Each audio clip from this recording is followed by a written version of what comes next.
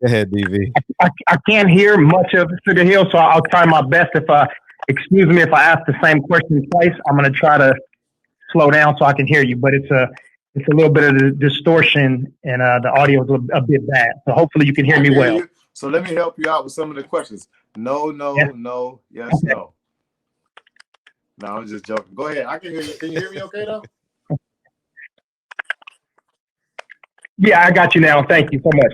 All right. So the first question I answer: who are the biggest prospects, like physically, sparring partners and training partners for Tyson Fury at the Crunk Gym? Are you referring to the Tyson Fury Wilder fight, the second fight, right? No, just period. I mean, is he training only at the Crunk Gym, or is he in the UK training and then he just comes here for a training camp, or is he spending the majority of his time No, Tyson at the Fury Crunk trained Gym? for his second fight with Wilder in Las Vegas, and then Tyson Fury has a gym in England, in which he trains in just to stay in shape and things like that. Got you. So when you guys are training though for the or for that second fight, were you guys training at the Crunk Gym, or were you going to his gym? Wilder Tyson Fury 2 fight, and that's in Las Vegas, Nevada.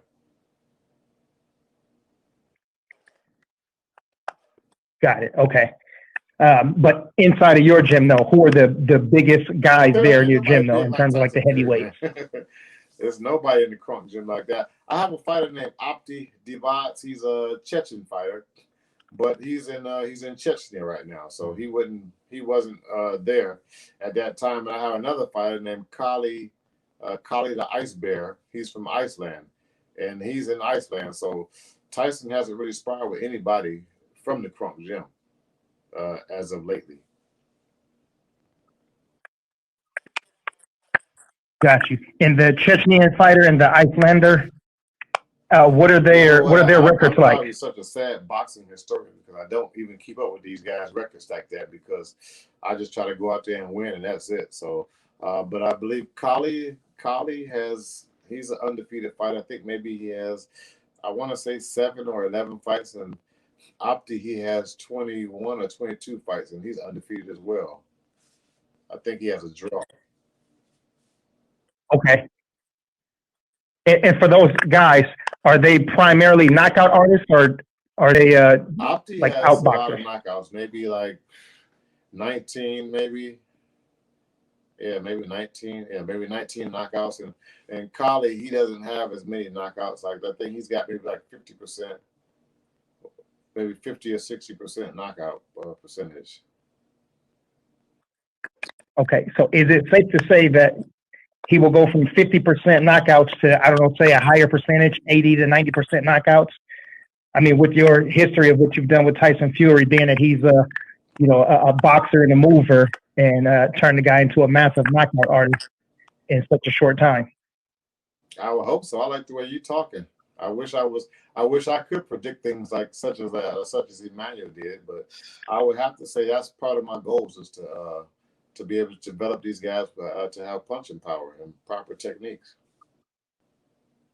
Okay, fair enough. Thanks for that. And so, question about the commission. I do fight, and I haven't competed in a while, but is it possible, because it happened with me before, that the commission made a mistake with inspecting the gloves and signing off on the gloves? I don't want to say they could have possibly made a mistake. No, they were 10-ounce gloves. I can tell you one thing: the gloves were not. I haven't been to a boxing match where the gloves were weighed on a scale. I've never been in a boxing match where they say, "Oh, here's a scale. This glove weighs this." I've never been to a fight like that where they weigh in the gloves. The gloves come from the manufacturer, and they're unwrapped. I mean, unopened gloves in their original wrapping. The gloves are taken out of that at that time, and then the gloves are tried on. The gloves are selected. The gloves are signed off on, and they're given to the commission, and the commission takes the gloves and brings them back the next day in the locker room for to be put on the day of the fight. Right. Is there, again, I'm saying with the big italicized the possibility. Is there a possibility that everything was done properly on your part as the tape man and also the commission, but Tyson Fury, is there a possibility that he tampered with his gloves making the walk? You know, since there's security, commission, and about 15 people around you as you're making the ring walk. Is there a possibility that he adjusted his gloves? So you really asked like a compound question, because the first question was, is there a possibility everything was done right? And then the next question was, there's a possibility that that Tyson Fury did something. Right. Let me say it again. Is there a possibility that SugarHill did what he was supposed to do, wrapping and gloving him properly, and commission signs off on that? After you and the commission are clear, free and clear, is there a possibility from the time you guys leave the locker room to the ring walk that Tyson Fury adjusted his gloves? Is there a possibility? So that word possibility is like a trick word. It could be. I mean, is there a possibility? There's not a possibility that I did anything wrong. There's not a possibility that Tyson Fury did anything wrong. Everything that was done was legal and was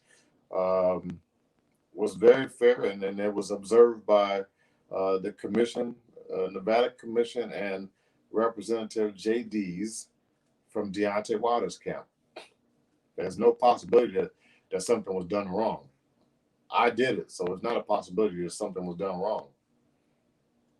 Got you. Okay. And if there is a third fight, and hopefully that's what we're all hoping for. I'm pretty sure you're probably hoping for that too, even if not for the victory, at least for a good payday. But would you be cornering and training Tyson Fury for that third bout? Right now, standing point, yes. Got you. Okay. And a question one of the brothers asked: how do you feel about the health, welfare, and livelihood of Deontay Wilder? I mean, I hope that Deontay Wilder is fine and in perfect health. I've seen videos that he suffered some injuries, and I'm hoping that there's just not serious injuries to Deontay Wilder, and that he's able to continue to live a normal life as he's been doing. And that's my concern with not just Deontay Wilder, but every fighter. It's a sport. This is not a war where you're supposed to go in there and kill somebody. It's a sport. The fighters, they do go for a knockout. They have bad intentions when they're throwing punches. That's part of the sport. But in the end, nobody wants to sit there and see their opponents die. Understood.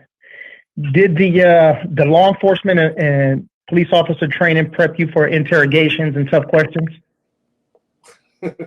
Say that again. Did being a police officer prepare me for interrogations? Yeah, did they prepare you for interrogations and overcoming tough questions? I can't say. I don't want to say. I've had training, in court to answer questions in court, but along with, but I want to say every police officer has had training like that, probably, or should have. But whether somebody uses it or not, you have to just be observant. Everybody's different. So I'm just an observant person. I'm only going to answer questions to my knowledge, whether I was a police officer or not. I've always been that way. I'm not going to answer questions that maybe, like you said, if you had a compound question, it doesn't make sense. I can't answer that question. It has to be in a form in which I can give you the best answer. The best answer to my ability and my knowledge. I'm not going to try to answer somebody's question if I don't understand it or it doesn't make sense to me. I'll try to correct that question and get a good clarification on the question, maybe so I can answer it better. I don't mind answering questions. Understood. And I'll ask maybe 2 or 3 more quick questions for you so we can get you out of here and appreciate the time. Where do you keep up with all the boxing news and information? Do you go to YouTube channels? Do you get all your information from social media? And you also stated that some people earlier in the interview, some people didn't want to see Tyson, Fury, and Wilder 3, that they probably wanted to see something new. Who are those people? That's a lot of questions again. But listen, so I'm gonna try to stick with the first part you said because I lose focus a little bit, and this is just Yeah, how I got. I I'll want. break it down and make it easier. Where are you keeping up with your boxing info? That's my face. Like I don't know if you can see me, but that's my face. Like oh shit, yeah. Because I don't even keep up with boxing news like that. I try to do my best, and my fighters normally tell me the news because I don't read boxing. I don't go and look up boxing news on these different websites and forums and stuff. I really just don't do it. I try to force myself to do it, and it's hard for me. It's just hard for me to keep up with it like that. So many different names and different fights, and as much as I love boxing, I'm just not like boxing 24/7. I'm not watching it, thinking about it, and living it every day. I do other things besides boxing that has my attention and that I enjoy doing. I never forget somebody asked me one time because I live with Emmanuel. They said, "I bet you guys just watch and talk boxing all day." And I told Emmanuel that, and he was like, and I said no, but I told Emmanuel that somebody even thought that, and he was like, he said, "Man, it sounds crazy to him, you know, just because we're both in the boxing don't mean we sit and watch and talk boxing all day." He said it would drive him crazy.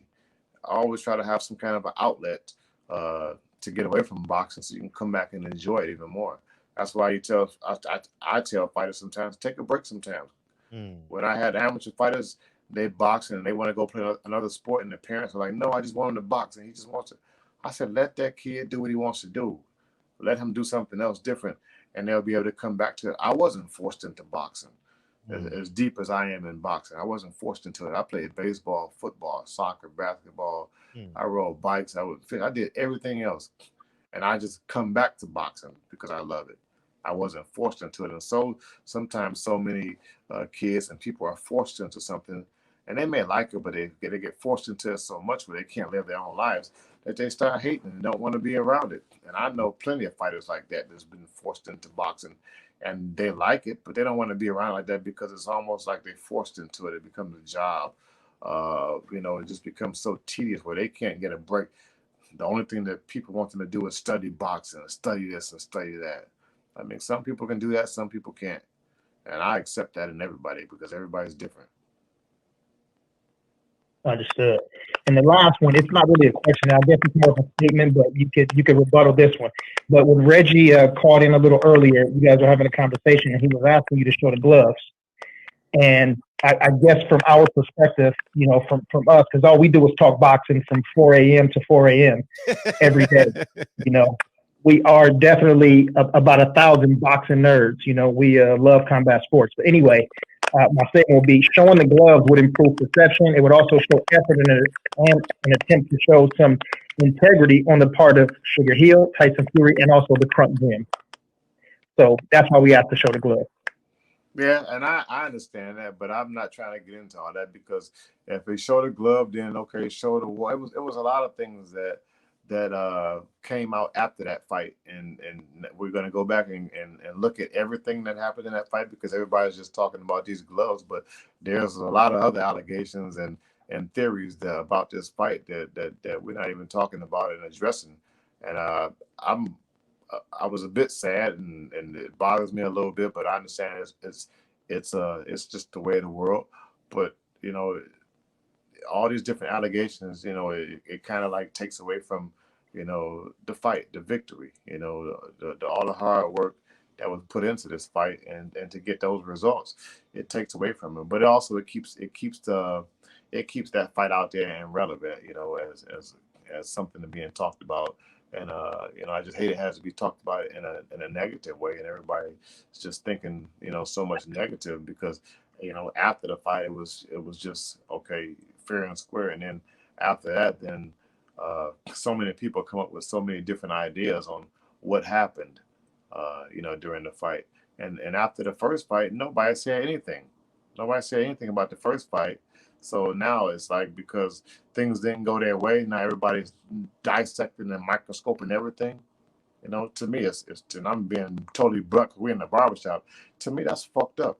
Mm. That's just some fucked up shit. The fight is over. The fight happened. Uh, Talk about the first fight. Nobody talks about that. But when things don't go their way, now they want to try to point the finger and blame something else, or look for an excuse. And that's something that I try to teach. If I have a fighter and he lost like for the first fight with Tyson, he lost. It was a draw with him and Deontay Wilder. You know what I told Tyson? I said, so what? I don't want to hear nothing about you felt you won that fight, because if you didn't get the knockout and put yourself in that position and take matters into your own hands, then that's your fault. You left it into the hands of 3 people, 3 judges. Right. And that's what happened. So you go out there with this attitude of getting a knockout, you be the judge. And I'm only repeating what he told me. And I appreciate it so much that he taught me that. Man, it was